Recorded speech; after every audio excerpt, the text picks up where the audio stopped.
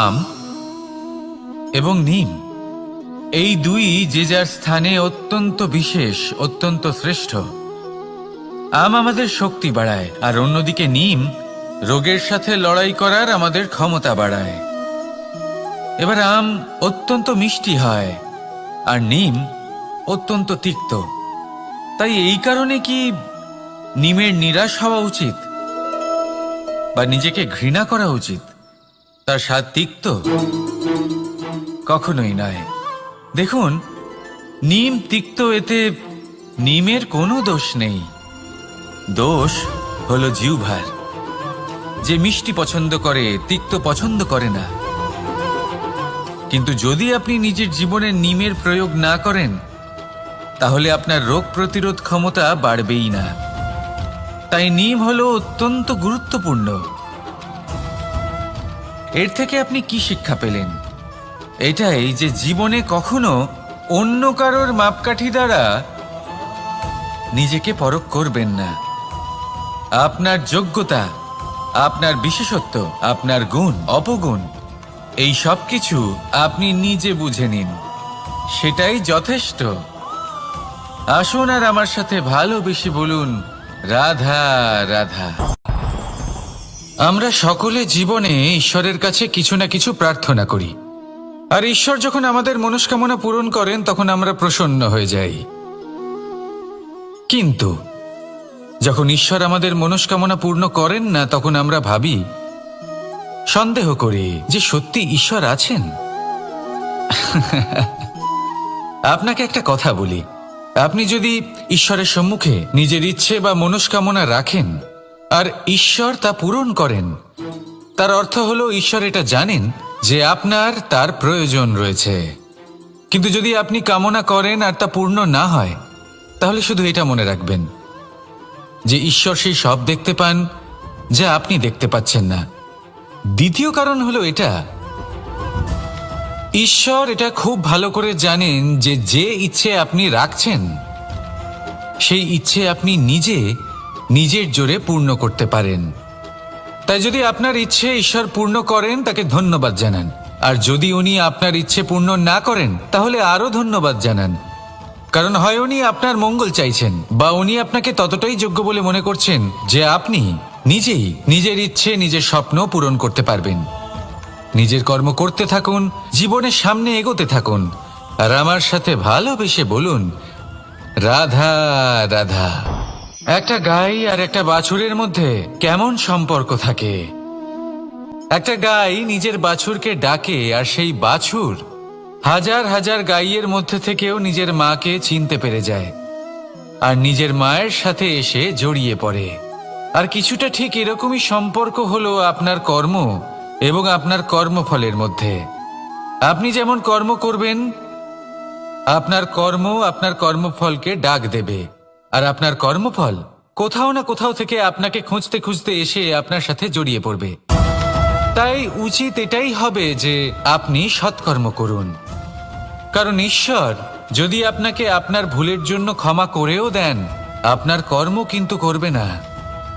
তাই যদি আপনি দুষ্কর্ম করতে চলেছেন, তাহলে আপনি প্রস্তুত থাকুন, আর যদি আপনি শুভ কর্ম করতে চলেছেন, তাহলেও আপনি প্রস্তুত থাকুন।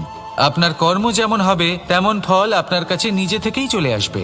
আজ না হোক কাল, কাল না হোক অন্য কোনো সময়, অবশ্যই আসবে। আসুন আমার সাথে ভালোবেসে বলুন, রাধা রাধা। কোনো বাড়িতে, কোনো পরিবারে যখন কারোর জন্ম হয়, তখন তা কত সুখের মুহূর্ত হয়। সেই ছোট্ট সন্তান যখন কিছুটা বড় হয়, সে হাঁটার চেষ্টা করে, আর সেই প্রক্রিয়াতেও খুব বড় একটা শিক্ষা লুকিয়ে রয়েছে, ঠেলে দেওয়া। যখন আপনি হাঁটতে চান, সামনে এগোতে চান, তখন আপনি কি করেন? নিজের পায়ের তলার যে মাটি, তাকে আপনি পেছনে ঠেলে দেন। ব্যাস, এই একই জিনিস তো জীবনেও শিখতে হবে। এবার যদি আপনি জ্ঞানের পথে অগ্রসর হতে চান, তাহলে অজ্ঞানতাকে পেছনে সরিয়ে দিতে হবে। যদি আপনি প্রকাশের দিকে এগোতে চান, তাহলে অন্ধকারকে পেছনে সরিয়ে দিতে হবে।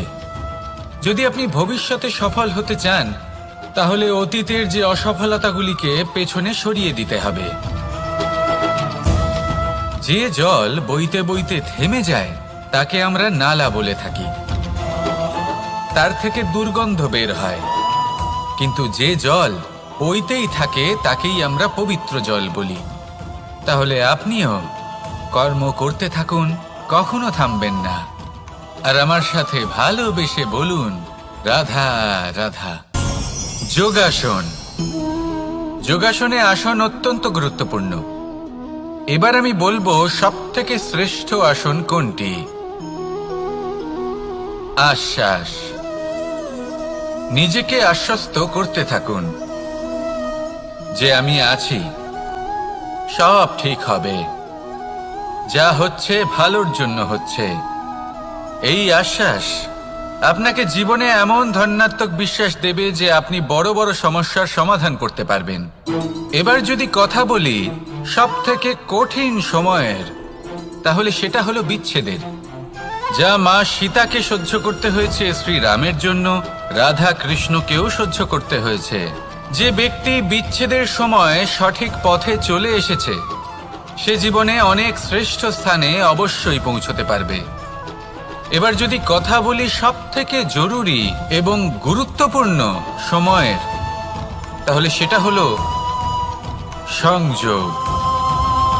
সকলকে সাহায্য করতে থাকুন। আপনি অন্যদের সাহায্য করে তাদের যত আনন্দ দিতে পারবেন ততটাই আনন্দ আপনারও জীবনে অবশ্যই আসবে। আসুন আর আমার সাথে ভালোবেসে বলুন, রাধা রাধা। কামবোধ। এটাই আপনার অন্তরের প্রথম শত্রু। বেশিরভাগ মানুষই কামবোধ বলতে লালসা বোঝেন, কিন্তু এটা সম্পূর্ণ সত্য নয়। কামের আসল অর্থ হলো কামনা। এটা খুবই সহজ ব্যাপার। মনুষ্য শরীর থাকলে, মানুষের মন থাকলে এই কামনা অবশ্যই থাকবে। এবার এটাই দেখতে হবে যে এই কামনা নেতিবাচক কামনা নাকি ইতিবাচক কামনা। অন্য কারোর জিনিসে নজর দেওয়া, অন্য কোনো মানুষের উপর নজর দেওয়া, কোনো অনুচিত বস্তুর দিকে নজর দেওয়া, এই নেতিবাচক কামনা। আর এই দুষ্কামনা মানুষকে দিয়ে অপকর্ম করাবেই করাবে। তাই মনে রাখবেন, যে ব্যক্তি নিজের কামনাকে নিয়ন্ত্রণে রাখতে পারেন তিনি সঠিক পথেও থাকেন, সঠিক লক্ষ্যে পৌঁছতেও পারেন। যিনি কামনা নিয়ন্ত্রণে রাখতে পারেন না তিনি তার পথও হারিয়ে ফেলেন এবং লক্ষ্যচ্যুতও হন। তাই মনে রাখবেন, নিজের কামনাগুলিকে নিয়ন্ত্রণে রাখুন। কাম নামক এই শত্রুর ওপর বিজয় লাভ করুন। আর আমার সাথে ভালোবেসে বলুন, রাধা রাধা। আমাদের জীবনে দুই ধরনের সম্পত্তি হয়ে থাকে। এক হলো ভৌতিক সম্পত্তি, এক হলো জৈবিক সম্পত্তি। অর্থ, সম্পদ, সুবিধে, খাদ্য এইসব ভৌতিক সম্পত্তির মধ্যে পড়ে। ব্যক্তি, মিত্র, পরিবার, আমাদের আপনজন, আত্মীয় স্বজন সব জৈবিক শ্রেণীতে পড়ে। আর প্রত্যেক মানুষের পক্ষে এই বিভাজন বোঝা অত্যন্ত আবশ্যক। কারণ মূলত আমাদের ব্যবহার দুই রকমের হয়ে থাকে। হয় আমরা ভালোবাসি বা আমরা সদ্ব্যবহার করি। আর সবথেকে বড় ভুল আমরা তখন করি যখন আমরা বুঝতেই পারি না যে ভালোবাসবো কাকে আর ব্যবহার করব কাকে। আমরা ভৌতিক সম্পত্তি ভালোবেসে ফেলি আর ব্যবহার করি জৈবিক সম্পত্তিকে, যেখানে এটা অনুচিত। জৈবিক সম্পত্তিকে ভালোবাসুন আর ভৌতিক সম্পত্তিকে ব্যবহার করুন। যেদিন আপনার মধ্যে এই বোধ জাগ্রত হবে যে কাকে ভালোবাসবেন আর কাকে ব্যবহার করবেন, সেই দিন আপনার জীবনে শুধুই শান্তি বিরাজমান হবে। আর তখন এই মন প্রসন্ন হয়ে বলবে, রাধা রাধা। কাল, আজ এবং কাল। আমাদের সমগ্র জীবন এই তিনটির আশেপাশেই ঘুরতে থাকে। আমরা সবসময় বিগত সময়ের বিষয়ে ভাবতে থাকি। অতীতে যদি আমাদের দ্বারা কোনো ভুল হয় সেই বিষয়ে ভেবে ভেবে আমরা সবসময় অনুতাপ করতে থাকি। এটা উচিত নয়। দেখুন, অতীতের থেকে শিক্ষা লাভ করা অত্যন্ত আবশ্যক, কিন্তু সেই ভুল যাতে আবার না হয় সেই কাজটা কিন্তু আপনাকে বর্তমানেই করতে হবে, তাই না? দ্বিতীয় কথা, আমরা সবসময় ভাবি আগামী দিনের বিষয়ে, ভবিষ্যতের বিষয়ে। আমরা ভাবি যে কাল করে নেব, আজ এই কাজ করতে পারছি না, কোনো ব্যাপার নয়, কাল করে নেব। আজ কাজটা শুরু করতেই পারলাম না, কোনো ব্যাপার নয়, কাল করে নেব। আজকের দিনটাই ভালো ছিল না, কোনো ব্যাপার নয়, সেটা কাল করে নেব। ব্যাপারটা বুঝুন, আপনি নিজের সময় নষ্ট করছেন। দেখুন, এই যে কাল, তা কখনোই আপনার হাতে আসবে না। তাই যে কাজ করতে চান সেটা আজকেই করুন, অন্তত শুরুটা করুন। কারণ এই আগামী সময় তা সবসময় আপনার থেকে এক কদম আগে থাকবে, একদিন এগিয়ে থাকবে। জানেন কেন? কারণ এই কাল আপনার জন্য অপেক্ষা করবে না, সেই জন্য আপনিও এর জন্য অপেক্ষা করবেন না। যা করার তা আজকেই শুরু করুন। কারণ যে বর্তমানে নিজের ভিত স্থাপন করেন না, ভবিষ্যৎকালে তার সুন্দর শক্তিশালী ভবন কখনো নির্মাণই হয় না। আসুন আর আমার সাথে ভালোবেসে বলুন, রাধা রাধা। সাফল্য খুব সহজ এক শব্দ। এটা হলো সেই সব শব্দের মধ্যে অন্যতম যা মানুষ একটু বুঝলেই ভাবেন সব বুঝে ফেলেছি। আর যেই উনি বুঝতে পারেন সাফল্য কি, আজীবন সেই সাফল্যের পেছনেই ছুটতে থাকেন। এই সাফল্য হলো একটা খেলার মতো, যাতে মানুষ নিজের সমস্ত জীবন বাজি লাগিয়ে দেন। আর প্রত্যেক খেলার মতোই এরও কিছু নিয়ম রয়েছে। আর প্রাথমিক নিয়ম হলো, এই সাফল্য লাভ করার জন্য সাফল্য লাভ করার স্বপ্ন আপনাকে অবশ্যই দেখতে হবে আগে। হ্যাঁ, কিন্তু শুধুমাত্র স্বপ্ন দেখলেই কিছুই হবে না। স্বপ্ন দেখুন, তারপরে আপনার নিজের নিদ্রাকে ভঙ্গ করতে হবে, দিনরাত পরিশ্রম করতে হবে, দিনরাত চেষ্টা করতে হবে। তবেই এই সাফল্য আপনার কাছে আসবে আর আপনার পদানত হবে। তাহলে স্বপ্ন দেখুন আর পরিশ্রম করে তাকে সার্থক করুন। যদি এটা করেন তবেই সাফল্য সহজেই আপনার কাছে আসবে। আর তখন মন প্রসন্ন হয়ে বলবে, রাধা রাধা। সমস্যা, প্রত্যেকের জীবনেই সমস্যা আসা যাওয়া করে। আর প্রত্যেক মানুষ সমস্যা আসার পর তার সমাধান খুঁজতে উঠে পড়ে লাগেন। কিন্তু যখনই সমস্যার সমাধান হয়ে যায়, আমরা সুপ্রসন্ন হয়ে যাই এবং অসাবধানও হয়ে যাই। আমাদের মনে হয় যে আমরা সম্পূর্ণরূপে সমস্যার অন্ত করেছি, কিন্তু কোথাও না কোথাও একটা ছোট্ট বীজ রয়েই যায়। আর সেই বীজ আমাদের অসাবধানতার ছত্রছায়ায় বড় হতে থাকে, আর তারপর মহা সংকট হয়ে আবার আমাদের উপর আক্রমণ করে। এই সংকট যে কোনো রূপে আসতে পারে, কোনো শত্রুর রূপেও আসতে পারে, বা কোনো মহামারীর রূপেও আসতে পারে। সেই জন্য সবসময় সাবধান থাকাই উচিত।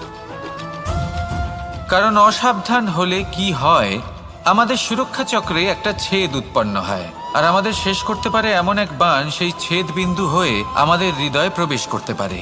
তাই যে কোনো সমস্যার সমাধান করুন, জয়ী হন, উৎসবও পালন করুন, কিন্তু সাবধানে থাকবেন। আসুন আর আমার সাথে ভালোবেসে বলুন, রাধা রাধা। এই সংসারের অন্তের এর বিনাশের প্রারম্ভ কিভাবে হয়? কোনো যোগের মাধ্যমে, কোনো ভয়ানক অসুরের আগমনে, নাকি প্রকৃতির রাগের কারণে? না, এই সংসারের বিনাশের প্রারম্ভ হয় আমি থেকে। এই আমি, এই তুমি, এটা আমি করেছি, ওটা তুমি করেছো, এটা আমার, ওটা তোমার, আদি ইত্যাদি। এই ভাব যখন মনে বাসা বেঁধে নেয়, সর্বপ্রথম ঘর ভাগ হয়, তারপর বসতি, তারপর প্রাণ, আর তারপর দেশ, আর সবার শেষে সমস্ত সংসার ভাগ হয়ে যায়। আর এই ভাগ হয়ে যাওয়া শেষে মনোমালিন্যে পরিণত হয়। এখন এমত অবস্থায় কি করা যেতে পারে? কিভাবে বাঁচা যায় এই পরিস্থিতির থেকে? কিভাবে দূরে থাকা যায় এই বিনাশের থেকে? উত্তর সেই একটাই, করুণা। একে অপরের দরকারগুলি বুঝুন, একে অপরের সমস্যাগুলি বুঝুন, একে অপরের দুঃখের সাথী হয়ে দাঁড়ান, একে অপরের সুখের ভাগীদার হন। আর শেষে যখন এই আমি আমরাতে পরিণত হবে, তখন এই বিনাশ নিজে থেকেই দূরে চলে যাবে। তাহলে আমরাতে বিশ্বাস করতে শিখুন আর আমার সাথে ভালোবেসে বলুন, রাধা রাধা। এই মুদ্রা, এবারে ভাবুন এটাই আমাদের জীবন, জীবনের সুখ আর দুঃখ। এই মুদ্রার এই জীবনের দুটি দিক। কিন্তু যখনই আমরা ঈশ্বরের কাছে প্রার্থনা করি তখনই আমরা সুখ চাই, আর সেই সুখ আসেও। আর যখনই সেই সুখ আসে তখন ব্যক্তি সর্বপ্রথম তাকে ভুলে যায় যে দুঃখের সময় ওনার সাথে ছিলেন। আর এমত অবস্থায় উনি সাহায্য করেন না, উনি করেন উপকার। আর এই উপকারের বদলে মানুষের থেকে উনি নিজের জন্য শ্রদ্ধা চান। আর সেই শ্রদ্ধা, সেই চাহিদার কারণে উনি নিজেকে অন্যদের থেকে শ্রেষ্ঠ, অন্যদের থেকে ভিন্ন মনে করতে বিবশ হয়ে যান। আর আলাদা হবার কারণে তার মধ্যে জেগে ওঠে অহংকার, আর সেটাই হয় তার পতনের কারণ। এবার এতে কি করা যেতে পারে? কি চাওয়া যেতে পারে ঈশ্বরের কাছে? এই প্রশ্ন অবশ্যই মনে আসে। ঈশ্বরের কাছে চান সুখ, শুধুমাত্র ততটাই যাতে অহংকার না আসে, আর দুঃখ ততটাই যাতে শ্রদ্ধা না চলে যায়। রাধা রাধা। এই সংসারে এমন কিছুই নেই যা সব সময় একই থাকবে। যা কিছু নির্মাণ হয়েছে তা একদিন অবশ্যই ভেঙে পড়বে। কিন্তু এই ভেঙে যাওয়ার বিশ্লেষণ আপনি কিভাবে করবেন তা আপনার উপরে নির্ভর করছে। ওই আকাশের দিকে তাকান, ওই মেঘ, ওটাও ভেঙে পড়ে, কিন্তু নিজে ভেঙে পড়ার সাথে বর্ষাকে তৈরি করে যায়। মাটির ডেলা অবশ্যই ভেঙে পড়ে, কিন্তু ব্যবহারযোগ্য মাটির রূপ নিয়ে। এই ধরিত্রীর বুকে কোনো এক বীজ যখন ভেঙে পড়ে তখন ধরিত্রীর উপর এক বিশাল আকারের বৃক্ষ নির্মাণ করে।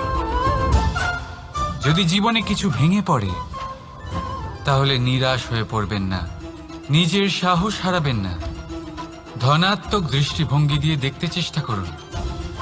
মনে করুন নিয়তি নিশ্চয়ই আপনার জন্য আরো ভালো কিছু ভেবে রেখেছে, যা ভবিষ্যতে আপনার প্রতীক্ষা করছে।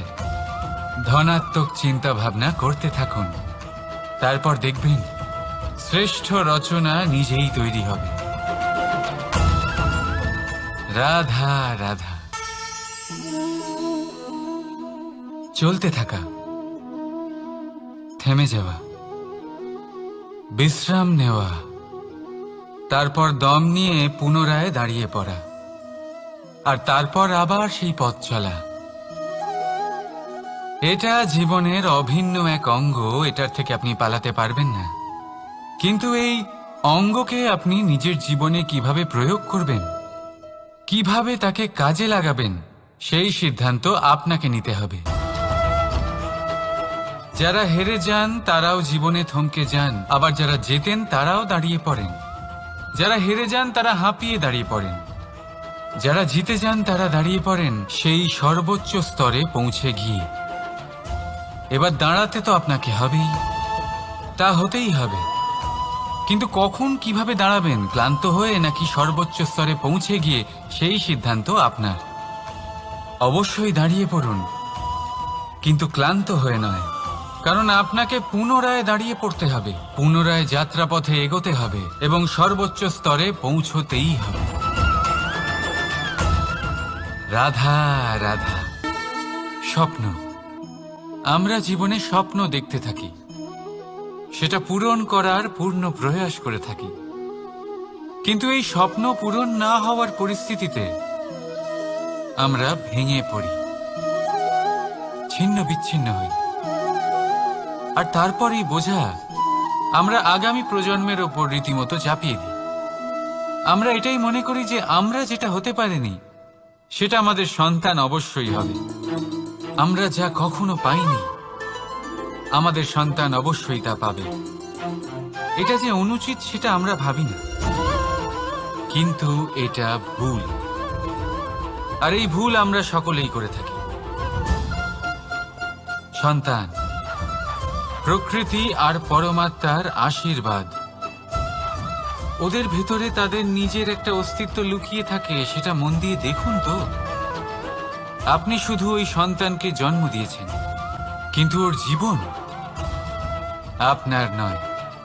তাই নিজের সন্তানের সাথে থাকুন, সময় কাটান, ওদেরকে ভালোবাসুন, সবসময় প্রেরণা দিন, কিন্তু প্রেরণা দিন ওর নিজের অস্তিত্বকে বাড়ানোর জন্য, ওর নিজের স্বপ্ন পূরণ করার জন্য, আপনার স্বপ্ন পূরণ করার জন্য নয়। ওদের অস্তিত্বকে পূর্ণাঙ্গে বৃদ্ধি পেতে দিন। রাধা রাধা। এই পুকুর দেখছেন আপনি?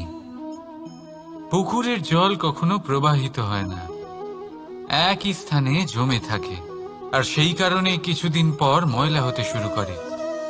কিন্তু তাও আমরা একে ত্যাগ করি না, আমরা তবুও একে পুজো করি। শুধুমাত্র এই কারণে নয় যে অতীতে সে আমাদের তৃষ্ণা মিটিয়েছে, কিন্তু এই কারণেও যে যদিও বা সে ভবিষ্যতে আমাদের তৃষ্ণা না মেটায়, কিন্তু প্রয়োজন হলে আগুন অবশ্যই নেভাতে পারে।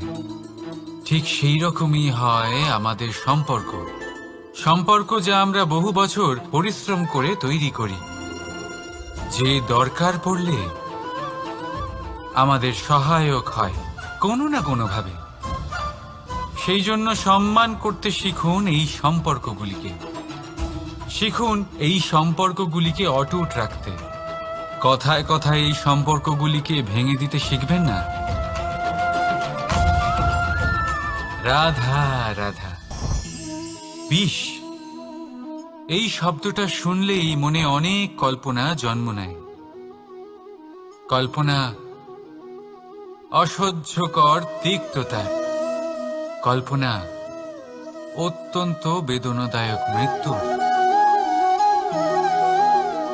এবার যদি আপনাকে জিজ্ঞেস করা হয় যে সবচেয়ে বিষাক্ত বিষ কোনটা, তাহলে আপনি কি বলবেন? কেউ বলবে সর্পের বিষ, কেউ বলবে কাঁকড়া বিছের, কেউ বলবে কালকেউটের বিষ। কিন্তু না, এই সমস্ত রকম বিষ সেই বিষের সামনে টিকতে পারবে না যাকে আমরা বলে থাকি কানের মধ্যে ঢালা বিষ। শুনতে অত্যন্ত মিষ্টি, কিন্তু তিক্ততায় অত্যন্ত বিষাক্ত। পেটের মধ্যে যাওয়া এই বিষ শুধুমাত্র একটি মানুষের মৃত্যুর কারণ হয়, কেবল একটি।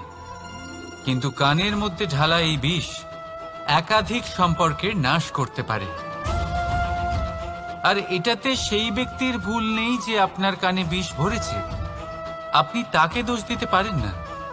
এখানে দোষ আপনার নিজের, যে এই বিষকে আপনি নিজের উপরে প্রভাব ফেলতে দিয়েছেন, এই বিষকে সুযোগ দিয়েছেন আপনার ক্ষতি করতে। এটা আপনার ভুল। সেই জন্য কুমন্ত্রণায় কখনো কান দেবেন না। আপনার মনে ভালোবাসার দৃঢ়তা জাগিয়ে তুলুন আর নষ্ট করে দিন এই সংসারের সমস্ত বিষের প্রভাবকে। রাধা রাধা। জীবন, আমাদের এই জীবন সুখ আর দুঃখ, এই দুইয়ের মিশ্রণ। এদের সংমিশ্রণই জীবনের ভারসাম্য বজায় রাখে। এখন এই সুখ, সুখ এমন এক বস্তু যাকে সবাই খুঁজে চলেছে। দুঃখ এমন এক অনুভূতি যা সবার কাছে আছে। আমাদের প্রত্যেকের জীবনে সুখ আর দুঃখ আসতে থাকবে আর যেতেও থাকবে, এটা অবশ্যই জীবনে থাকবে। কিন্তু সফলতা, এটা সবার জীবনে আসে না। কেন? কারণ এই সফলতা সুখ আর দুঃখের দ্বারা প্রাপ্ত হয় না। সফলতা প্রাপ্ত হয় নিজের উপরে বিশ্বাস করতে থাকলে। আকাশের ওই সূর্যকে দেখুন, সূর্যের বিশ্বাস আছে নিজের উপর যে সে সমস্ত জগৎকে আলোকিত করতে পারবে। নিজের প্রথম রশ্মি দিয়ে অন্ধকারকে দূর করতে পারবে। সূর্য এই বিশ্বাস নিয়েই আসে, আর কিছুক্ষণের মধ্যেই সমস্ত সংসার থেকে অন্ধকারকে বিনাশ করে ফেলে সে। তাহলে মনে রাখবেন, এই সুখের আভাস, এই দুঃখের অনুভূতি আসতেও থাকবে আর যেতেও থাকবে। শুধু নিজের উপরে বিশ্বাস রাখুন, তারপর দেখবেন এই সফলতা আপনার দাস হয়ে থাকবে। রাধা রাধা। চাঁদ কত শ্রেয়, শুভ্র, কত সুন্দর, কিন্তু যদি আপনি মনোযোগ সহকারে দেখেন তাহলে দেখবেন এই চাঁদেও দাগ আছে।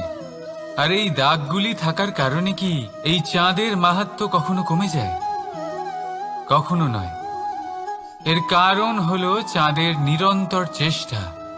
একবার এই আকাশে দেখুন, এই অন্ধকার সবসময় চেষ্টা করে চাঁদকে ঢেকে দেওয়া, কিন্তু এই চাঁদ সবসময় এই অন্ধকারের সাথে লড়াই করতে থাকে। অমাবস্যা থেকে শুরু করে চাঁদের এই যাত্রা পূর্ণিমা অবধি পৌঁছেই যায়। আর তাই এই চাঁদের পুজো করা হয়, এই কারণে এই চাঁদকে মাহাত্ম্য দেওয়া হয়। এইভাবেই যদি আপনার মধ্যে কোনো দোষ থাকে, কোনো খারাপ কিছু থাকে, তাহলে সেটা কোনো বড় ব্যাপার নয়। চেষ্টা করুন সেটাকে শুধরে নেওয়ার, কিন্তু সেই কারণে নিজেকে খারাপ মনে করা এটা অনুচিত। নিজের ভুলগুলো, নিজের দোষগুলো, নিজের খারাপ দিকের কথা ভুলে আপনি এই সংসারের ভালোর দিকে প্রস্থান করেই দেখুন না। আপনি দেখবেন আপনার অন্তরের তেজ ঠিকরে বেরোচ্ছে। রাধা রাধা। এই পিঁপড়েদের দেখছেন আপনি? সবাই একই রকমের। এদের মধ্যে তফাৎ খুঁজে বার করা অসম্ভব। মনে হয় যেন ওদের আলাদা আলাদা অস্তিত্বই নেই। কিন্তু যদি আপনি মন দিয়ে দেখেন তাহলে দেখবেন প্রতিটা পিঁপড়ের আলাদা কাজ নির্ধারিত, তাদের আলাদা অস্তিত্ব আছে। কেউ বাড়ি বানানোর জন্য মাটি সংগ্রহ করতে পটু, কেউ ঢিপি বানাতে পটু, কেউ খাবার খোঁজায় পটু, আবার কেউ সেই খাবার আনায় পটু। ঠিক সেরকমই হয় মানুষেরা। মনে হতেই পারে সবাই একই রকম, কিন্তু প্রতিটা মানুষের ব্যক্তিত্ব, প্রতিটা মানুষের অস্তিত্ব ভিন্ন হয়। আর সত্যি কথা বলতে কি, প্রতিটা মানুষের ভিন্নতাই আমাদের প্রগতির দিকে নিয়ে যায়। ভাবুন, যদি আপনাকে কারোর সাথে হাত মিলিয়ে চলতে হয়, তাহলে আপনাকে আপনার সোজা হাত তার উল্টো হাতে ধরে এগোতে হবে। এটাই সৃষ্টিকর্তার সৃষ্টির নিয়ম। ভিন্নতা, এই ভিন্নতাকে আশীর্বাদ ভেবে চলুন, এতে কোনো খারাপ নেই।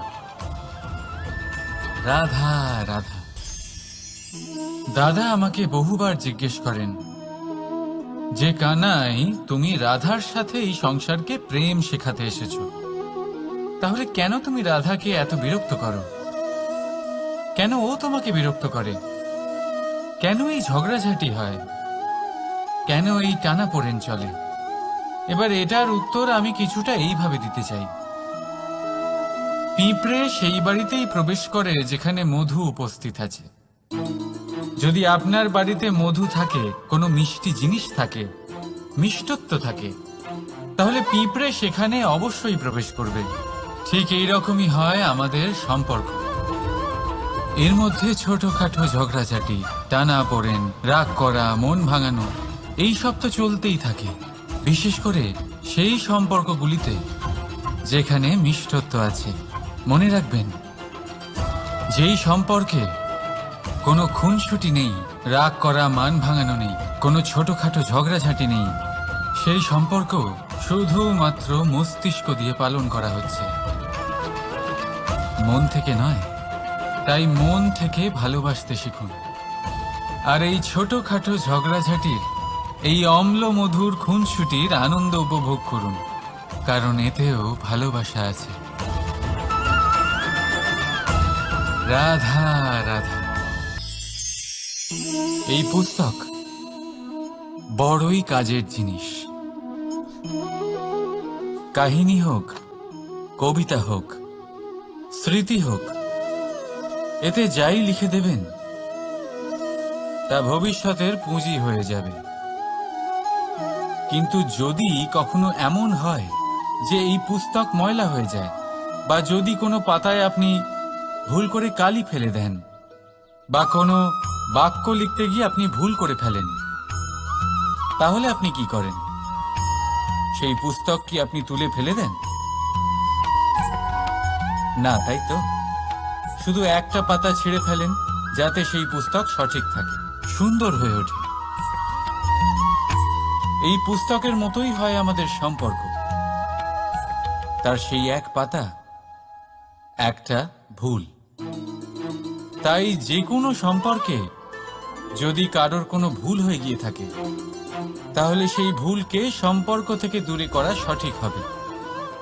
সেই ভুলকে ভুলে যাওয়াই সঠিক হবে। সেই সম্পর্ক ভাঙা নয়, সেই সম্পর্ক সামলে রাখুন। কারণ ভুল তো সবার দ্বারা হয়। যদি এরকম করেন, তবেই জীবনরূপী পুস্তক আরো সুন্দর হয়ে উঠবে। একে অপরকে ক্ষমা করতে শিখুন, একে অপরের ভুলকে ভুলে যেতে শিখুন। তারপর দেখবেন এই জীবনে আরো আনন্দ আসবে, আর এই সম্পর্ক নিঃশ্বাস নিতে থাকবে। রাধা রাধা।